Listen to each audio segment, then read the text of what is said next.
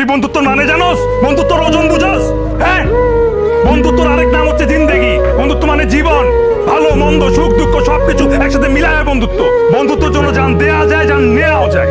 ও হচ্ছে আমার ভালো বন্ধু, সুখে দুঃখে সবসময় আমার পাশে ছিল। এই বন্ধুর কাছে আমি আবদার করছি, ওর লগে দুষ্টামি করছি, ফাইজলামি করছি, কিলাইছি, গুছাইছি, লাইতেছি, কিন্তু যা করছি আমি করছি, কারণ আমি ওর বন্ধু। আমি ওরে মারমু, কিলামু, যা খুশি করবো, কিন্তু আমার সামনে আমার বন্ধুর গায়ে কেউ যদি হাত দিতে আসে একেবারে পুইতা ফেলামু, স্ট্রেইট কথা। আমার এই বন্ধু সবসময় আমার খোঁজ খবর নিছে।